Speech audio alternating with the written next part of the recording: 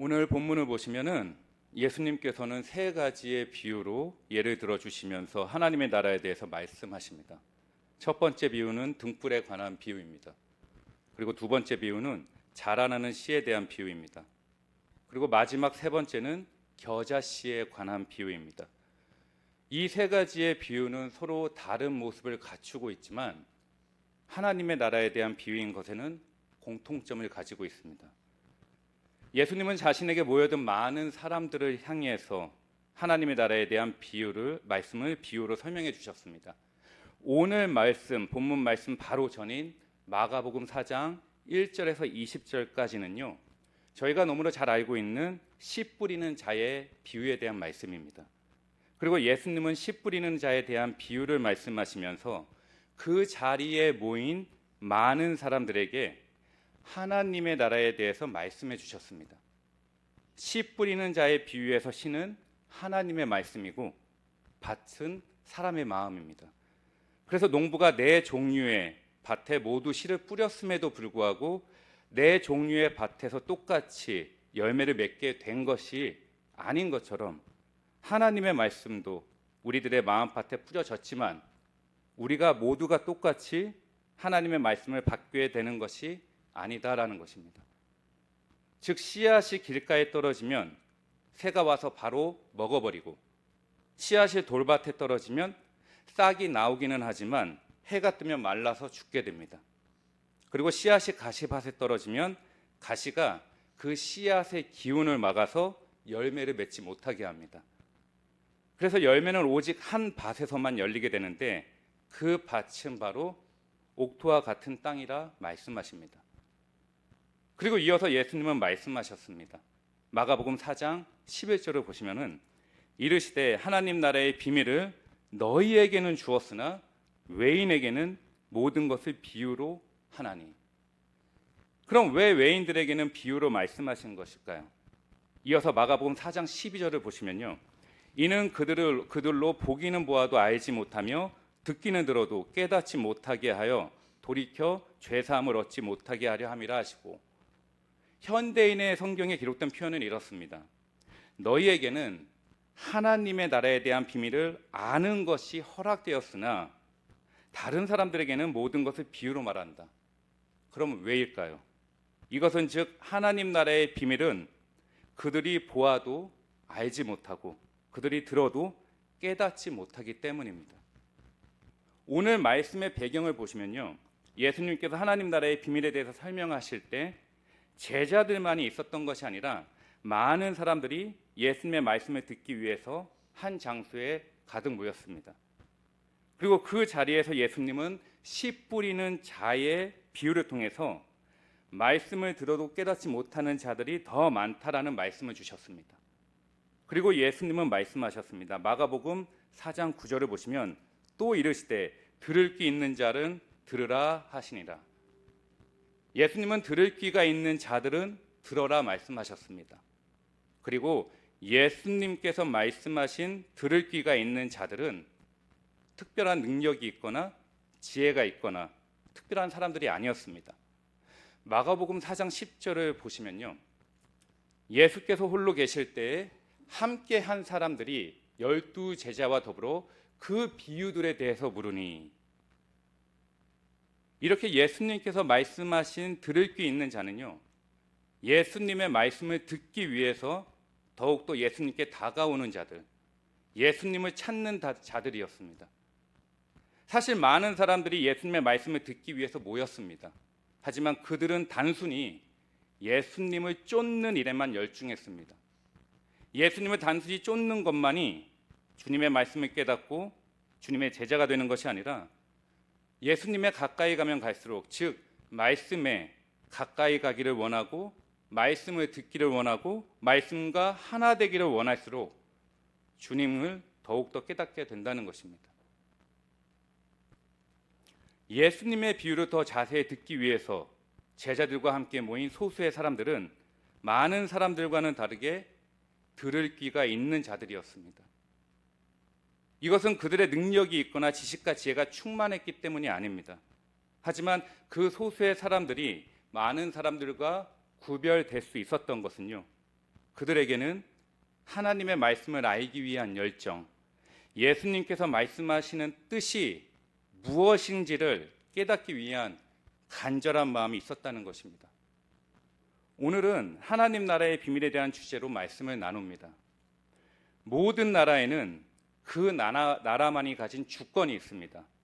그리고 국가의 주권은 그 나라의 모든 지역뿐만이 아니라 그 국가에 속한 바다의 그 지역, 영역, 또한 그 국가에 속한 하늘의 영역까지 포함되어서 그 주권을 발휘합니다. 그래서 그 국가에 속한 모든 사람들은 국가가 정한 법 아래에 살면서 국가의 보호를 받으며 살아갑니다. 그리고 국가의 주권에 속한 사람들을 국민이라고 부릅니다. 이렇듯 하나님의 나라에는 주권이 있습니다. 그 주권은 바로 하나님의 말씀입니다. 그리고 하나님의 말씀의 주권에 속한 곳은 우리가 지금 살고 있는 이 세상 전체이고 더 나아가서 우주까지를 포함한 모든 만물입니다. 그래서 이 세상 전체는 하나님의 주권, 하나님의 말씀에 속한 곳이고 하나님의 말씀에 의해서 통치를 받는 하나님의 나라입니다. 그렇기 때문에 하나님 나라에 속한 백성들은 당연히 하나님의 말씀에 순종해야만 하고 그 말씀을 지키며 살아갈 때 하나님 나라의 천국 백성으로 살아갈 수 있습니다. 저희는 하나님의 나라에 구원받은 백성들입니다. 그리고 그리스도인이라 불리는 주님의 자녀들입니다. 그래서 저희는 이 세상에서 세상 사람들과 같은 모습으로 신앙생활을 하며 살아갈 수 없습니다. 그 이유는요, 우리는 하나님의 말씀을 들을 수 있는 들을 귀를 가진 주님의 자녀들이기 때문입니다. 그리고 우리는 하나님의 나라의 비밀을 아는 것을 허락받은 주님의 자녀들이기 때문입니다. 그러므로 저희는 오늘 말씀을 통해서요, 우리에게 허락된 하나님의 나라의 비밀이 무엇인지를 말씀을 통해서 함께 나누도록 하겠습니다. 첫 번째 메시지입니다. 하나님 나라의 비밀.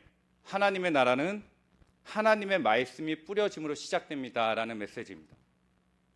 본문 26절을 보시겠습니다. 또 이르시되 하나님의 나라는 사람이 씨를 땅에 뿌림과 같으니, 즉 농부가 밭에 씨를 뿌리면서 한 해의 농사가 시작되는 것처럼 하나님의 나라는 하나님의 말씀이 뿌려지면서 시작되어집니다. 사실 하나님의 나라 천국은 우리가 죽은 후에 가게 되는 그것만이 천국이 아닙니다.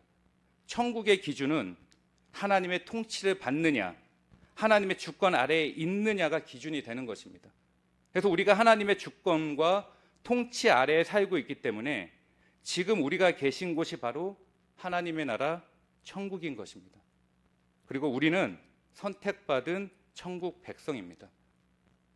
누가복음 17장 20절에서 21절을 보시면은 바리새인들이 하나님의 나라가 어느 때에 임하나이까 묻거늘 예수께서 대답하여 이르시되 하나님의 나라는 볼 수 있게 임하는 것이 아니요 또 여기 있다 저기 있다고도 못하리니 하나님의 나라는 너희 안에 있느니라. 또 우리가 지금 하나님의 주권 아래에 있으면, 즉 우리 마음밭에 뿌려진 하나님의 말씀에 순종하며 살아가면, 하나님의 말씀을 믿으며 살아가면 우리에게 천국이 임하게 되고 우리는 이미 그 천국에 속하여서 살아가게 되는 것입니다.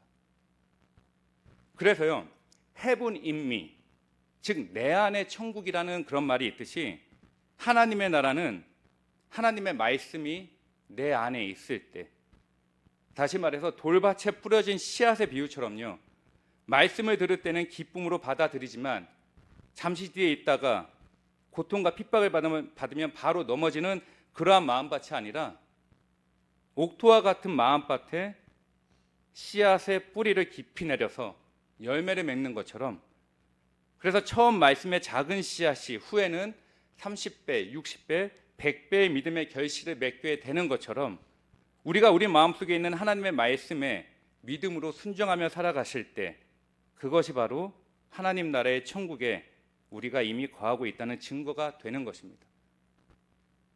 그래서 하나님 나라의 비밀은요, 하나님의 말씀이 뿌려짐으로 하나님의 나라는 시작된다는 것입니다. 그리고 이것은 우리의 능력, 우리의 힘, 우리의 지혜 때문이 아니라 전적인 하나님에 의해서 이루어지는 것임을 저희는 다시금 기억할 수 있습니다. 오늘 말씀의 본문 27, 28절을 보시겠습니다. 그가 밤낮 자고 깨고 하는 중에 씨가 나서 자라되 어떻게 그리 되는지를 알지 못하느니라. 땅이 스스로 열매를 맺되 처음에는 싹이요 다음에는 이삭이요 그 다음에는 이삭의 충실한 곡식이라. 농부가 땅에 씨앗을 뿌렸다라는 것은 이제 일이 시작됐다라는 표시입니다.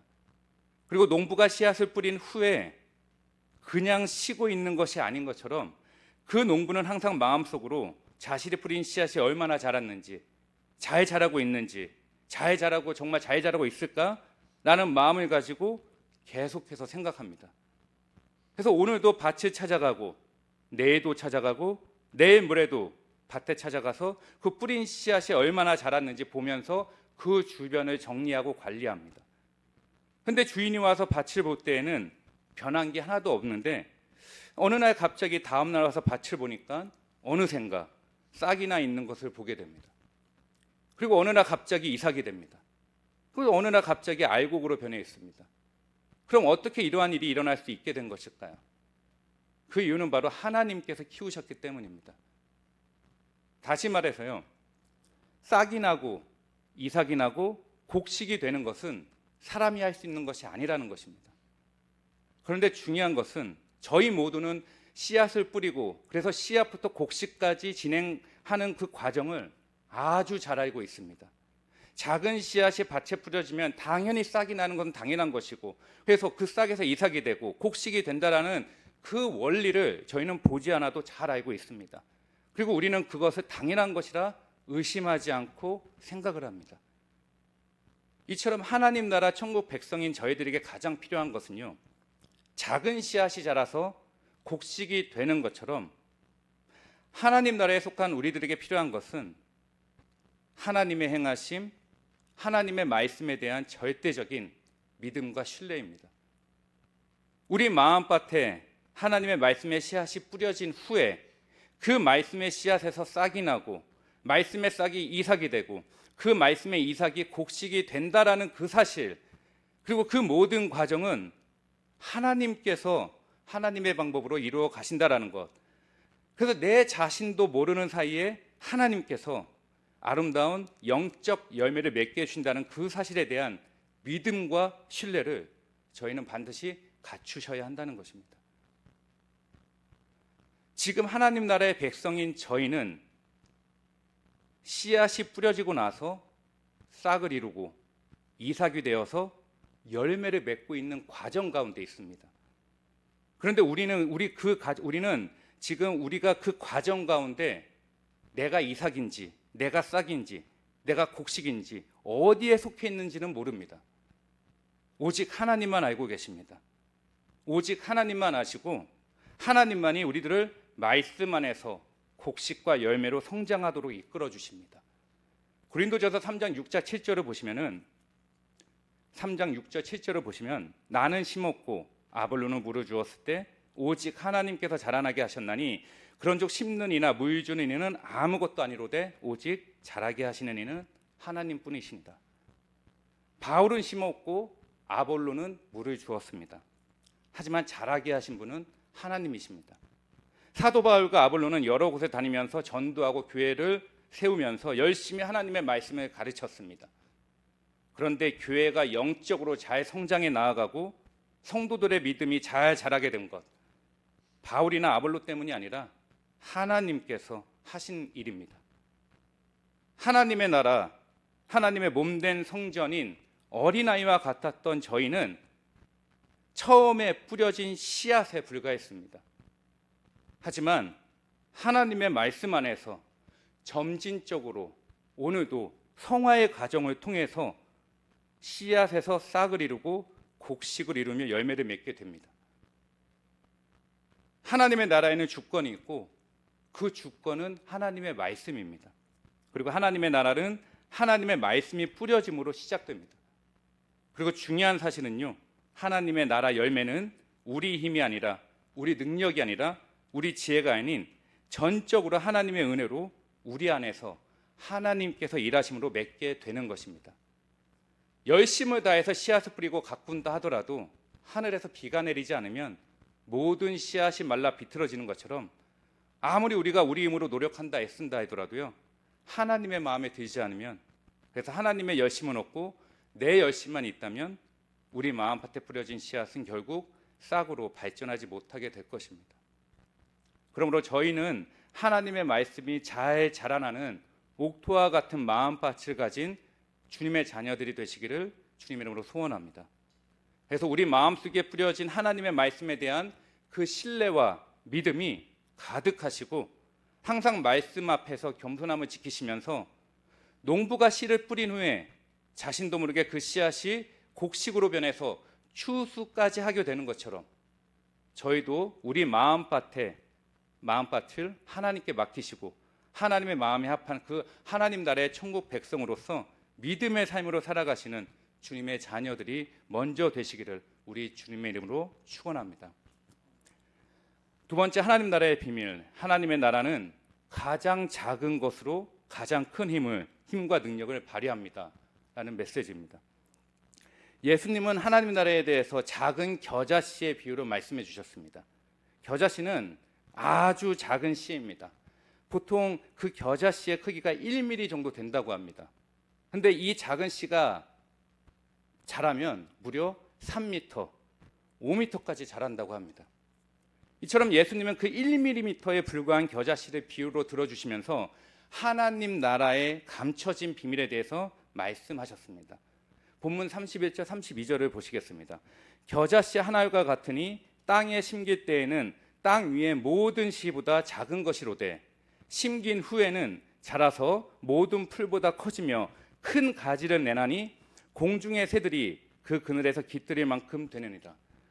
겨자씨가 땅 위에서는 모든 씨보다 작은 것에 불과했지만 심겨지고 나서 성장하게 되면 모든 풀보다 더 커지게 되고 더 나아가서 큰 가지를 내어서 공중의 새들이 그 가지의 그늘에서 편안하게 쉴 수 있게 된다라고 말씀하셨습니다. 미스터 버돗의 선물이라는 책이 있습니다. 이 책은요, 실화를 바탕으로 쓰여진 책인데요, 이 책의 배경은 1930년대 미국의 대공황 이후 그 아주 어려웠던 시절 그때를 배경으로 한 책입니다. 이 시기 미국에는 일자리가 없어서 많은 사람들이 돈을 벌지 못했습니다. 그래서 먹을 것을 구할 수가 없을 정도로 무척 힘들게 지낸 시기였습니다. 그런데 한 사람이 자신의 이름을 가리고 익명으로 신문에 작은 광고 하나를 냈습니다. 그 광고는요, 먹을 빵이 없어서 굶주리고 있는 75가구에게 즐겁고 행복한 크리스마스를 보낼 수 있는 기회를 준다는 내용이었습니다. 당연히 이 광고는 순식간에 사람들의 눈을 사로잡았고 광고가 나간 이틀 후부터 자신들의 그 어려운 상황을 글로 써서 보낸 편지가 우체국에 넘쳐나기 시작했다고 합니다. 그래서 신문에 광고를 낸 이 책의 주인공인 미스터 버돗은 이 상황을 보면서 자신에게 보낸 편지를 절대로 외면할 수가 없었다고 합니다. 그래서 그는 그 지금 돈으로 약 100불 정도 하는 금액, 그때 당시 약 5불을 모두 150가구에게 선물로 보내줬다고 합니다. 그리고 이 책은 그때 그 돈을 받은 사람들이 어떠한 삶으로 살았는지를 추적하는 그 내용을 담은 책입니다. 그리고 이 책의 저자는 책에 이렇게 기록했습니다. 그 돈은 적은 돈이지만 생명을 구하기도 했다. 어떤 이는 자살을 생각하고 있다는 그 광고를 보고 있다가 자살을 생각하고 있다가 이 광고를 보고 내가 모든 걸 잃은 게 아니었구나라고 깨달았다고 편지를 썼다. 사람을 변화하게 한 것은 돈이 아니었다. 할아버지의 작은 광고, 할아버지의 작은 제안, 작은 관심 그 자체였다.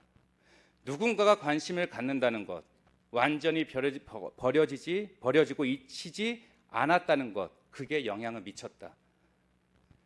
비록 그들에게 나눠준 돈은 그들의 삶을 완전하게 180도 변화시킬 정도의 큰 돈은 아니었습니다. 하지만 그들에게 있어서 미스터 버돗이 준 아주 적은 액수의 돈은요, 그들에게 무엇과도 바꿀 수 없는 기쁨과 쉼을 누릴 수 있도록 도와주었습니다. 그리고 그들이 다시금 희망을 갖고 힘을 내어서 다시 일어나는 데 큰 도움을 주었습니다. 예수님은 하나님의 나라가 작은 겨자씨와 같다고 말씀하셨습니다. 겨자씨는 아주 작은 씨앗이지만 결국 공중에 많은 새들을 품을 수 있을 만큼 커지게 됩니다. 이렇듯 세상은요, 예수님께서 우리의 죄를 모두 짊어지시고 십자가에 돌아가시고 3일 뒤에 다시 부활하신 그 복음을 겨자씨처럼 아주 작은 것에 불과하다라고만 생각하며 바라봅니다. 하지만 그들은 듣는 귀가 없고 보는 눈이 없기 때문에 이 작은 겨자씨의 아주 커다란 그 가치를 볼 수 없기 때문에 그렇게 말한 것입니다. 예수님께서 하나님의 나라를 왜 작은 겨자씨로 비유하셨고 그것이 어떻게 큰 가지를 만들어서 공중의 새들의 쉼터까지 될 수 있었는지를 저희는 깨달을 수 있으셔야 합니다. 우리 그리스도인들에게 있어서 복음은 가장 중요한 것입니다. 복음 없는 기독교는 절대로 존재할 수가 없습니다. 그리고 가장 소중한 복음의 처음 시작은 예수님 한 분으로 시작하셨습니다. 그리고 예수 그리스도의 그 겨자씨 한 알이 갈릴리의 어느 어촌 마을로부터 시작된 12명의 제자들로 자라났습니다. 그리고 2000년이 지난 지금을 보시면요, 그 능력도 없고 돈도 없고 지식도 없었던 그 12명의 제자들로 퍼져나간 그 작은 겨자씨가 지금은 전 세계에 수많은 그리스도인들로 자라났습니다. 처음 1mm에 불과했던 겨자씨가 큰 가지를 내어서 공중에 많은 새들이 편안하게 쉴 수 있을 만큼 커지게 된 것처럼 하나님의 나라는 우리 그리스도인들을 통해서 지금도 여전히 확장해 나아가고 있는 중입니다. 우리가 복음을 전할 때 우리가 예를 들어서 H마트나 아니면 한약마트 앞에서 복음 전자지를 나눠줄 때 그 행동이 보고 작게 느껴질 때가 있을 수도, 우리는 그런 마음이 느낄 때도 있었을 것입니다. 그리고 그것이 미약해 보일 때도 있었을 것입니다. 하지만 우리를 통해서 전해지는 예수 그리스도의 그 복음은요, 작은 겨자씨가 큰 거목이 된 것처럼 이 세상 무엇과도 비교할 수 없는 그 능력의 힘임을 우리는 반드시 믿으셔야 합니다. 왜냐하면요, 우리가 전하는 그 복음에는 하나님의 큰 힘과 능력으로 하나님께서 행하시는 일이시기 때문입니다. 그래서 우리는 굳센 믿음으로, 변하지 않는 믿음으로 예수 그리스도의 복음을 멈추지 않고 전하는 그 사명을 잘 감당할 수 있으셔야 합니다. 그리고 우리는 눈에 보이지 않는 그 작은 겨자씨가 어떻게 저렇게까지 커질 수 있었을까 생각해 볼 때 그 이유는 아주 간단합니다. 바로 그 작은 겨자씨 안에 생명이 있기 때문에 그렇게 커지는 것입니다. 우리 눈에는 어떻게 저 작은 것에 싹이 나겠어 라고 생각할 수 있겠지만요, 하나님은 그 작은 것에도 생명을 불어넣어 주셔서 가장 큰 것으로 자라나게 해주셨습니다. 저희 교회에도 아주 작은 겨자씨들이 있습니다. 바로 주일학교 귀여운 꼬맹이들입니다. 지금 그 아이들을 보면 귀엽고 깜찍하고 사랑스럽기만 합니다. 그런데 우리 아이들을 바라볼 때요, 그 꼬맹이들이 자라서 하나님 앞에 어떠한 큰 자로 쓰임받게 될까라는 거룩한 기대감 또한 들게 됩니다. 그리고 중요한 것은요, 겨자씨가 단지 작은 어린아이와 큰 어른들의 개념이 아니다라는 것입니다. 어른들이라 하시더라도 처음 복음을 받아들이면 그때가 바로 작은 겨자씨 하나가 같은 주님의 자녀가 되시는 것입니다. 그런데 아직 작다고 해서 절대로 가볍게 여기시면 절대로 안 되십니다. 왜일까요? 그 안에는 예수 그리스도의 복음의 생명이 존재하기 때문입니다. 그리고 그 후부터 말씀을 통해서, 성화의 과정을 통해서 생명에 있는 큰 나무가 되는 것이고, 그리고 지금 저희도 그 큰 나무로 자라고 있는 중이심을 다시금 깨닫고 우리 하나님께 감사드리면서 주님께서 원하시는 천국 백성의 자녀가 되시는 것이 너무나 중요합니다. 그리고 무엇보다도 작은 겨자씨가 큰 가지를 가진 나무가 되었을 때 혼자만 쉼을 누리지 않았습니다. 공중에 나는 새들의 쉼터가 되어 주었습니다.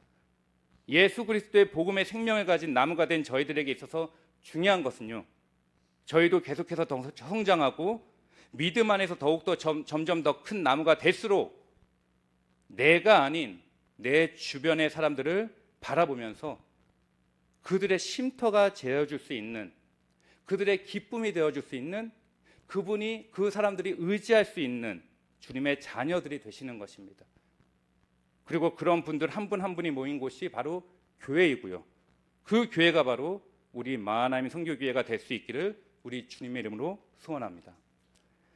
세 번째 메시지입니다. 하나님 나라의 비밀, 순종하는 자에게는 더 주시고 거절하는 자에게는 있는 것마저 빼앗아갑니다. 예수님은 오늘 본문 말씀 바로 앞부분에 씨 뿌리는 자의 비유로 하나님 나라에 대해서 말씀해 주셨습니다. 그리고 바로 이어서 제자들과 예수님의 비유를 계속 듣기를 원하는 자들에게 다시 말씀해 주셨습니다. 본문이 21절을 보시겠습니다. 또 그들에게 이르시되 사람이 등불을 가져오는 것은 말 아래에나 평상 아래에 두려함이냐 등경 위에 두려함이 아니냐. 사람이 불을 밝히기 위해서 등불을 가지고 왔는데 그 등불을 그릇이나 침대 아래에 둘 사람은 없다라는 내용입니다. 그리고 등불은 등잔 위에 올려놓아야 하는 것임을 비유로 말씀해 주셨습니다. 이 구절을 보시면요, 등불의 위치를 어디에다가 두는 것이 가장 정확하고 올바른 것인가라는 비유임을 알 수 있습니다. 그런데 저희가 이 구절을 좀 더 깊이 생각해 보시면요, 등불의 위치 이전에 등불 자체를 가지고 오는 사람에 대해서 묵상할 수 있습니다. 사람이 불을 밝히기 위해서 등불을 가져옵니다. 그래서 등불을 가져왔는데, 즉 등불을 가지고 온 사람은 등불을 가지고 있다라는 것입니다. 그럼 이것은 무엇을 의미하는 것일까요? 등불을 들고 있는 그 자체가 이미 자기가 서 있는 그 자리를 밝게 비춰야 하는 사명을 가지는 것이다, 사명을 가진 것이다라는 것입니다. 그리고 그 등불의 사명은 자신을 지키기 위한 것이 아니라 자신을 통해서 이 어두운 곳을 밝히는 것이다라는 것입니다. 그래서 자신이 속해 있는 주변을 밝게 비춰야 하는 사명이 있기 때문에 그 등불의 위치를 아무 곳이 아니라, 즉 책상 아래 두는 것이 아니라 침대에 두는 것이 아니라 등불을 가장 잘 비추게 하기 위해서 등불의 자리인 등경 위에 올려놓아야지만 등불의 사명을 잘 감당할 수 있다라는 내용입니다. 그럼 등불을 든 사람은 누구이고 등불은 무엇일까요? 등불을 든 사람은 예수 그리스도의 복음을 전하는 사명을 가진 저희들입니다. 그리고 등불은 복음, 하나님의 말씀입니다. 그런데 예수 그리스도의 말씀, 예수 그리스도의 복음은 모든 사람들에게 열려있지만 모두가 들을 수 있는 것이 아니라 말씀하십니다. 본문 22절, 23절을 현대인의 성경으로 읽어드리겠습니다. 감추어진 것은 나타나기 마련이고 비밀은 드러나기 마련이다. 귀 있는 사람은 잘 들어라. 하나님의 나라, 하나님의 말씀은 누구에게나 열려져 있는 비밀입니다. 하지만 모두가 들을 수 있는 것이 아니라 귀 있는 자들만 듣고 깨달을 수 있는 비밀임을 말씀하셨습니다. 그럼 누가 귀 있는 자들일까요? 모든 세상 사람들은 귀를 가지고 있습니다. 하지만 그 귀는 세상 소리만 들을 수 있는 육적인 귀입니다. 그리고 하나님의 말씀을 들을 수 있는 귀는 마음의 귀입니다. 하나님의 말씀은 마음으로 듣고 마음으로 깨달아서 마음으로 받아들여야 하는 비밀이 담겨져 있습니다. 그런데 우리가 우리의 마음의 귀를 갖추기 위해서는 훈련이 필요합니다. 바로 어두울 때에도 빛의 자녀로 살아갈 수 있는 영적인 자녀의 훈련을 잘 감당하셔야 한다는 것입니다. 우리가 나 혼자 있을 때 나의 신앙과 믿음의 본 모습을 볼 수 있습니다. 다시 말씀드리면요, 우리는 우리의 그 거짓된 신앙과 믿음을 어둠 속에서 충분히 감출 수 있고 숨길 수 있습니다. 그런데 생명의 말씀을 사모하는 자녀들은 그 어둠 속에 있을 때라도 빛보다 더 밝은 하나님의 눈을 의식합니다. 그래서 자신이 어두운 곳, 남들이 보지 못하는 곳에 혼자 있다 하더라도 어두운 행동을 하지 않습니다. 그리고 하나님의 눈을 의식하기 때문에 자신이 죄를 졌을 때 바로 하나님께 회개합니다. 귀 있는 자가 되는 것, 그것은 하나님 앞에 내가 감추고 있는 죄와 비밀을 고백하며 용서를 구하는 것입니다. 그리고 우리가 우리의 자신의 죄를 자백하고 용서를 구하는 것은 절대로 부끄러운 일이 아닙니다. 오히려 하나님은 우리의 죄의 고백, 회개를 가장 기뻐하십니다. 예수님은 말씀하셨습니다. 누가복음 15장 7절입니다. 내가 너희에게 이르노니 이와 같이 죄인 한 사람이 회개하면 하늘에서는 회개할 것 없는 의인 99으로 말미암아 기뻐하는 것보다 더하리라. 천국에는 죄인 한 사람이 회개하고 하나님께로 돌아올 때 더 큰 기쁨이 있다라는 것입니다. 그리고 예수님은 말씀하셨습니다. 본문 24절 25절을 보시겠습니다. 또 이르시되 너희가 무엇을 듣는가 스스로 삼가라. 너희의 헤아리는 그 헤아림으로 너희가 헤아림을 받을 것이며 더 받으리니 있는 자는 받을 것이요 없는 자는 그 있는 것까지도 빼앗기리라. 너희의 헤아리는 그 헤아림으로 너희가 헤아림을 받을 것이며, 이것은 무엇을 의미하는 것일까요? 현대인의 성경으로 다시 보면은 정확하게 좀 더 이해하기 편한데요. 예수님은 다시 말씀하셨다. 너희는 내 말을 귀담아 듣고 실천하여라. 그렇게 하면 그만큼 더 많은 것을 얻게 될 것이다. 있는 사람은 더 받을 것이며 없는 사람은 있는 것마저 빼앗길 것이다. 저희는 이 구절을 보면서요, 오늘 말씀 전체를 연결해서 다시금 생각해 볼 수 있습니다. 너희는 내 말을 귀담아 듣고 실천하여라. 그렇게 하면 그만큼 더 많은 것을 얻게 될 것이다. 우리는 하나님의 말씀을 잘 귀담아 듣고 반드시 실천하며 살아가셔야 합니다. 그렇게 하면 그만큼 더 많은 것을 얻게 될 것입니다.